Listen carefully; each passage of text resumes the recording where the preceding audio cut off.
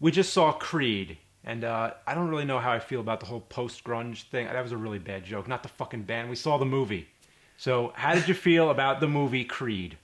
I liked it a lot. I don't know about you, but I feel like I could run a mile right now. I'm so hopped up after seeing this. It was fucking awesome. I was surprised. You know, no Rocky movie lets you down. I don't know what it is. Well, 5 maybe, but well, like going out of the theater with 5, I mean, I wasn't let down by the movie, but it was just one of the weaker entries in the series. Yeah, but what about this one? What about Creed? I liked it. I liked it a lot. It did what it had to do for being one of these movies. It wasn't like, you know, anything special. It wasn't like something totally different. It was what you would expect. It's the same kind of plot. It really is, yeah. It's a man trying to prove himself, and it's a boxing drama, which there's plenty of nowadays, but something about these ones, it just has that Rocky touch. I don't know what it is, but it gets me every time. It was exactly the movie that I thought I was gonna see, but at least they did it well. Yeah, like you know what it is before going in to see it, but it's done well. And I always wonder how many times can this same basic story be done well? Like this series is not losing steam. They do little parts throughout the whole movie where they pay tribute to the old movies, which is good for people that have followed the series throughout. Yeah. But I feel like going into the theater, if you had never seen a Rocky movie, you probably don't have to with this. If you haven't seen a Rocky movie, then go see the first Rocky right now, basically. But I thought that too. I thought to myself, you know what?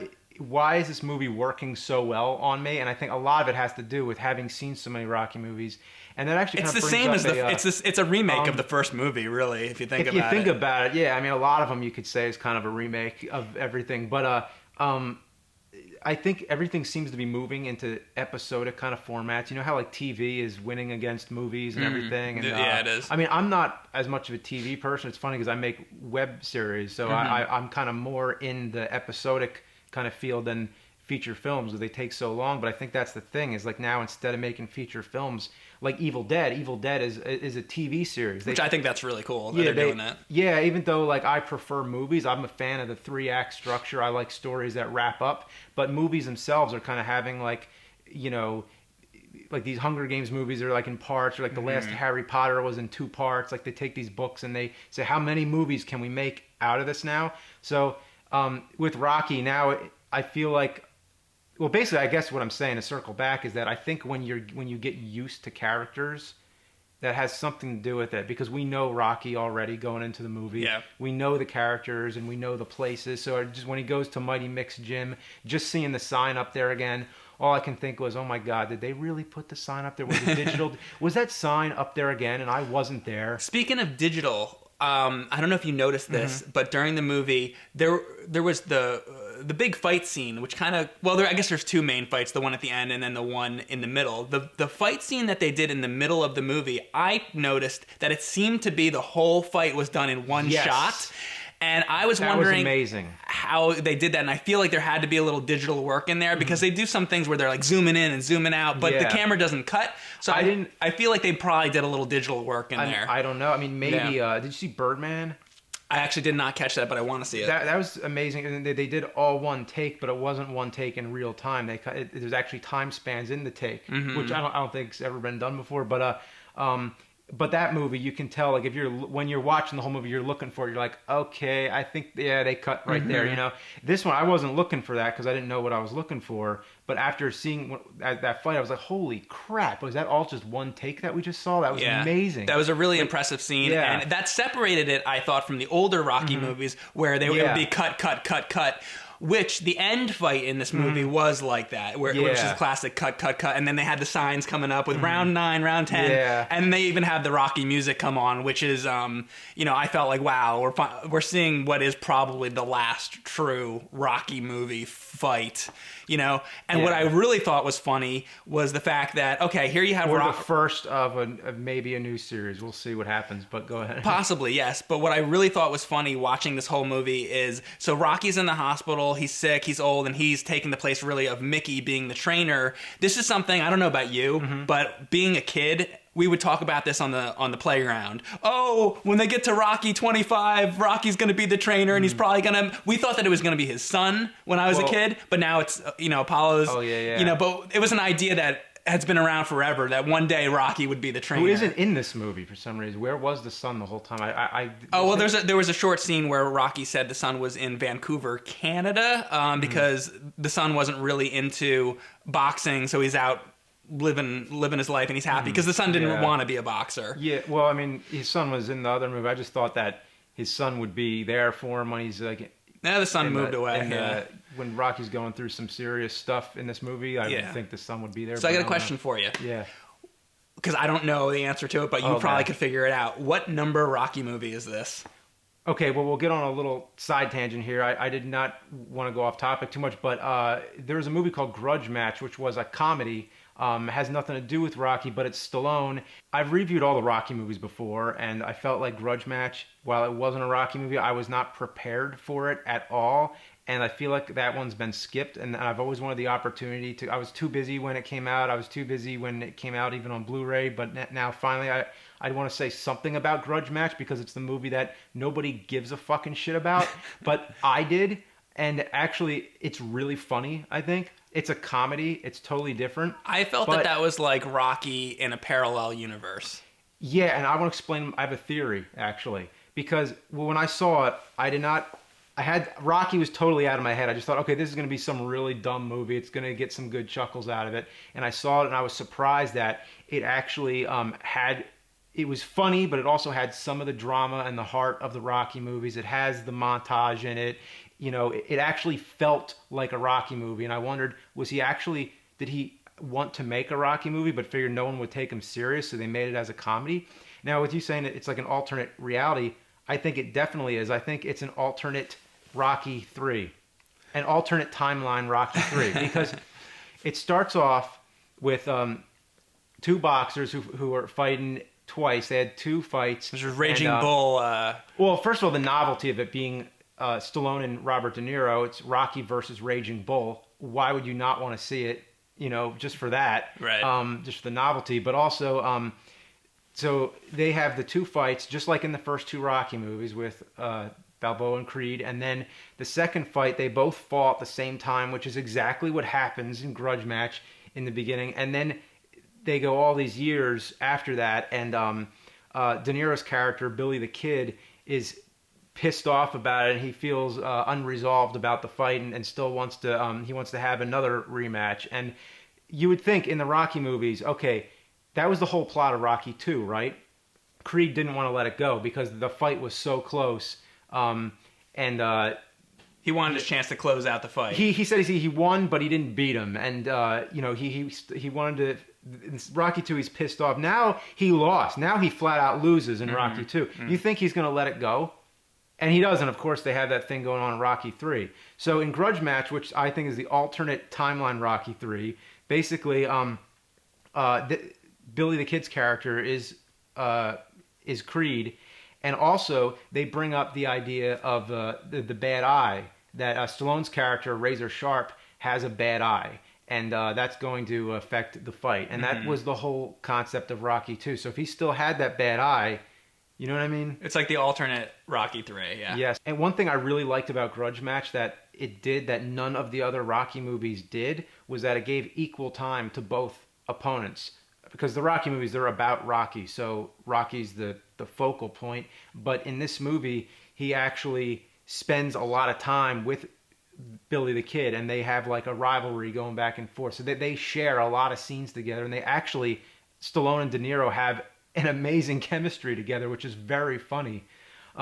Most of the Rocky movies, the villain characters, usually you see him in only a few scenes, and then he comes up at the end, they have the fight.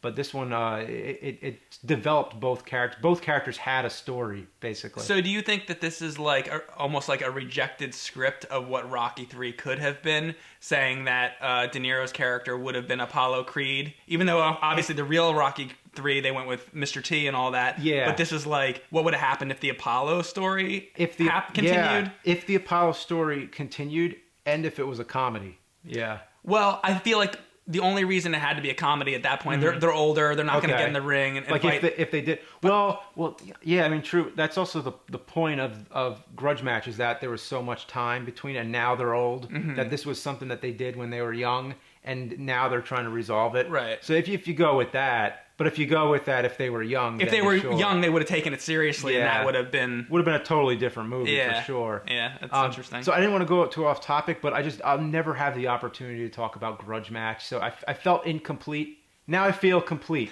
just like Billy the Kid. I feel like I got it off my chest. If you like Rocky and you have a sense of humor, watch Grudge Match because I thought it was going to be terrible. It was surprisingly a lot better than you think.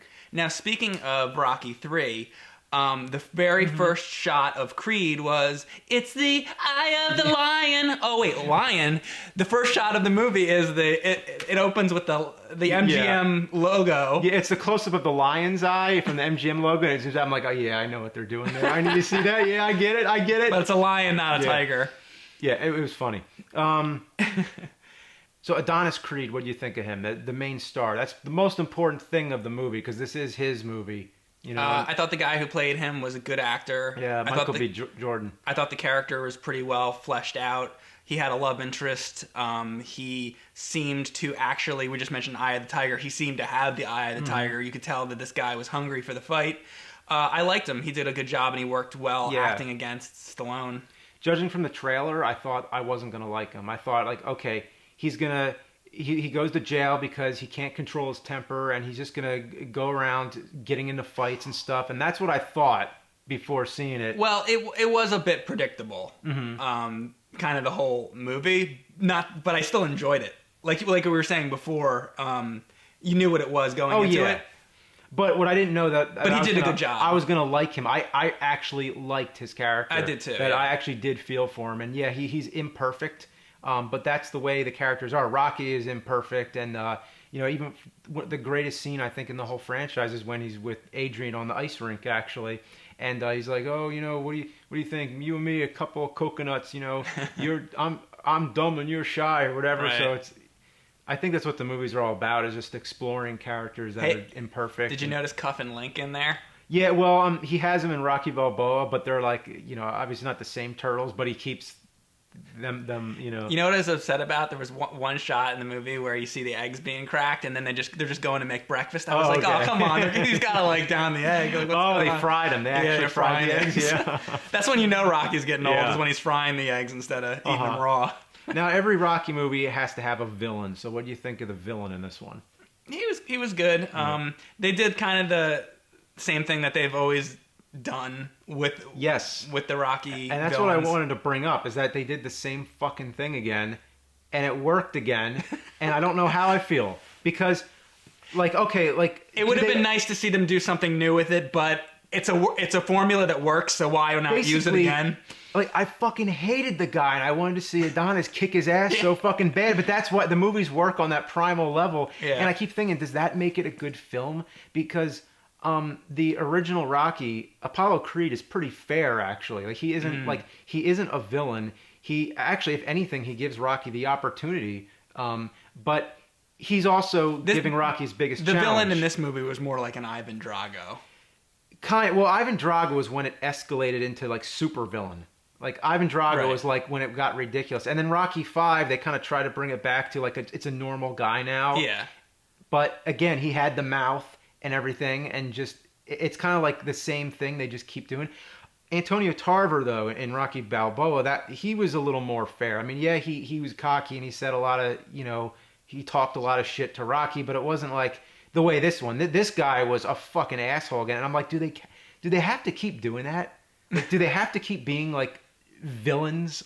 Can't they be like real people? But, well, they showed a bit of him being a real person. I mean, it can be real, but I mean, it's at the very end of the movie. I mean, that's what boxers have to do. They can't go into the rink being, hey, how you doing, chum? He's starting fights at the press conferences. I mean, come on, is it like fucking pro wrestling, basically? Well, true. Later in the movie, he does become redeeming, somewhat. There's a spark of redemption somewhere. Yeah. What is it that works about this? Why is this Rocky formula still going strong? Why does it still speak to us? Well, it's like you said, you used the word primal earlier. It's a classic primal story. It's the same thing as the first Rocky movie. It's the same thing as Karate Kid.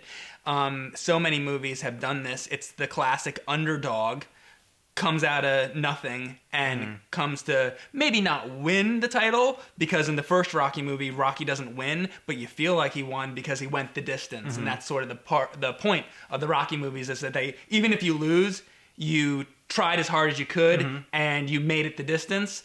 This movie does the same thing. It's a very basic human quality that I think everybody can relate to. Rise up against all odds. Rise up against all odds, and once again, that's what they do here. And it's kind of like, how can that not work? As long as you do it in an effective, well-directed, well-acted manner, which this movie was able to do, you kind of can't lose with that formula. It's a winning formula every time. Yeah. You know?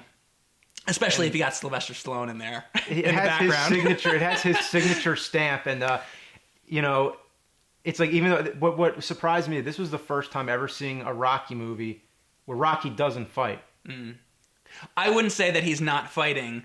He's fighting an illness, and he's also fighting. Which they show in the trailers is, you know, you're gonna fight, I'm gonna fight. Right. You know? There's that, and he's also he is fighting in the ring along with him, because now he's training. So it's kind of like Rocky's last fight, not in the ring, but in the background giving advice. So it's like if Adonis wins, Rocky also wins. Now I start thinking, well, okay, can this carry on now? And now are we going to start seeing movies about Creed's son, or?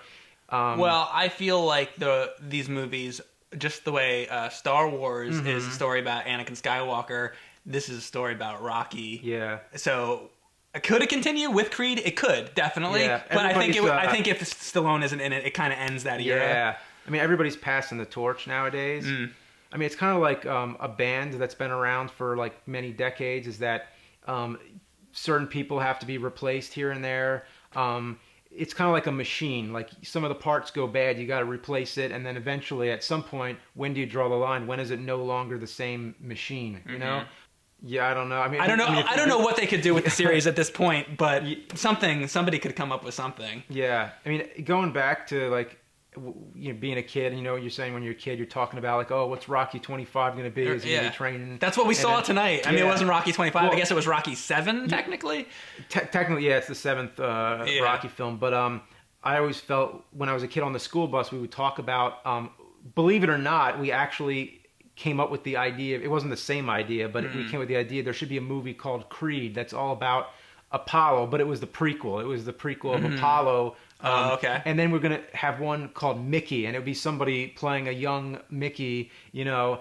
And we wanted to see... There you go. They haven't done that yet. We The want to young see Mickey. Clubber, and then we want to see Drago. We just want to see movies about the other characters in Rocky. Yeah. So that's where it can go next. Well, that's where, like, I thought, but that was like a joke on the school bus, basically. And who knows? We just saw this movie in the theater tonight, so it may not be that far from a joke. You know? Yeah, I don't know. Hollywood loves to do remakes and whatnot, so I wouldn't be surprised if we saw Drago, the movie, or other things like that. And I guess it would have to be, well, you know what's funny is that's sort of like one of the, I think it was the GameCube game, or one of the Rocky games has there's Rocky Legends. It has their stories, where if you played in story mode, you can play as Ivan Drago, and it starts off where, like, before his fight with Apollo and stuff like that. So I learned something in this movie, and I think this is important to you, especially out of all people. Sure. Is that that means bullshit. Okay. All right, well, dude, I want to say one thing is, what do you think of movies coming out on holidays all the time? It's like the thing, you know? I guess I understand why, because probably because of money and, you know, Christmas time and all that. Well, obviously, that's why, I think, but does it work? Like, are you seeing movies on holidays? Because, I mean, to me, it was pretty tough to get out to see a movie right now. It's very annoying that they put... Why don't they put movies during times when people don't have anything to do? Because that's what I think, there's a lot of time of the year that goes by where it's like, what do you want to do? I don't know. There's nothing to do because there's no good movies out. But then it's like, oh, Thanksgiving's coming along, Christmas is coming on along, and now that you put these giant movies out, it's like, well, I got shit to do already. Yeah, like with family plans, right? Like I mean, yeah, like I know I have tons and tons of family plans, and it's just like the holidays are booked to death, and then these big movies always come out in the holidays, like Terminator Genesis. You know how hard that was to see on the 4th of July. Like I landed on a plane and then we went straight to the theater and then saw it, did the fucking video, and then I was off somewhere else. Yeah. Well, a lot of people don't have to make videos, so it's not a problem. Yeah, I guess. You know? Well, that has a lot to do with it. And I understand people have more time off and but those days are filled for me. I mean, I don't know about everybody else. Maybe everybody else has a lot more time on the holidays. Maybe that's more convenient for them. Obviously, it must be working. The movie studios must know something that I don't. So apparently that works. But it's a better time for them to make money. Yeah, but I can understand if you go to see the movies with your family and stuff. But like Quentin Tarantino has a movie coming out on Christmas Day. Are you going to see a Tarantino movie with your family? I don't think so. That's not a family movie. I don't think so. I don't think so. So yeah, I don't know. I don't get it, but apparently it works. For I saw Home Alone else. on Christmas Day. I'm pretty sure. Did you really? Well, but that makes sense. It's a Christmas family movie. I don't think I have ever seen a movie on Christmas Day. I've seen a few actually, because you know what happens is like you go for Christmas and you're home and you're not doing anything else. You open the presents and you do all that, and then you have the whole rest of the day. It's like, well, what do you want to do now? I don't have the whole rest of the day. I got like a million. I have like 3 different houses to visit, and like I got so much shit to do. Now it's like I'm not. But for a lot of other, when you were a kid, and it's just you and maybe your mom or your dad or your sister or something. Yeah, like but that. you know what I'd be doing then? I'd be playing. I got a new Super Nintendo game. I'm gonna play that. I'm not gonna go to the movies. Like, right. I got enough things. I just opened up all these presents. I'm not going anywhere. I mean that's true too. So yeah. But anyway, I hope your holidays are great. Creed. What else can you say? Thumbs up. I would say go see it. You're probably gonna like it better if you've seen all the Rocky movies and you're like a fan of Rocky. Movies, yeah. But if you haven't seen, if you're looking for a movie to see, you might enjoy it anyway. Good stuff. Maybe. Yeah. Yeah. Should we say something about Star Wars or no? Oh sure. Yeah. I hear there's a new one coming out, right? Yeah, that's what Harrison Ford said when Conan O'Brien like handed him $1,000 in cash, and this was like early on, before the trailers or anything. And he says, "So tell us anything. Here's $1,000 to say anything about Star Wars. Just anything. Tell us anything about it." And he goes, "Okay. Well, I hear they're making a new one." Yeah, he's funny. Yeah. 2 best movies I think I've seen this year so far. It was Mad Max and Creed. So we'll see where Star Wars comes. I'm sure that it's going to be up there somewhere. So as I came out of this movie theater and I enjoyed the movie Creed, I was thinking, I wonder if I'm gonna like this movie better than I like Star Wars when it comes out. I'm worried right now that I'm gonna walk out of Star Wars feeling like I'm probably gonna, there's no way it's not gonna have great special effects and be technically well done. It will be, it's going to be. But as far as the story, the plot, and all that, and what happens in it, and what kind of emotional connection I have to the characters in the movie, I'm almost wondering if it's gonna be too big for its britches to really sell the story and characters to me. Where this story in Creed was more. It's very basic. It's boxing. They're in a. It has a lot of breathing time. It's leisurely paced. And I'm sure Star Wars will not have a lot of breathing time. Star Wars, there's going to be a lot of things happening. I'm sure it's going to be great, but hopefully. You know what though? I mean, we all thought Phantom Menace would be great, and it wasn't. Anything could happen, but I think really to me, Rocky it might be my favorite film franchise of all time, just because it speaks to me so much. I don't know why it does, but it does. And that's saying a lot. Like Universal Monsters, Godzilla, Star Wars, of course. But something about Rocky, it's just a little more personal with it. Star Wars, I don't think it might not be as personal. It might be more just like entertainment. Yeah, I mean, I'm sure it's going to have some heart. I'm sure it's going to. I guess that's the best way to say it. I'm worried that the new movie won't have much heart in it. Where I thought that the original movies They did. You know, the original yeah. trilogy had heart to it, and if the new movie, Star Wars movie, has some heart to it, then I think it'll be a success. So which will be better, the 7th Rocky or the 7th Star Wars? We will see. That's funny.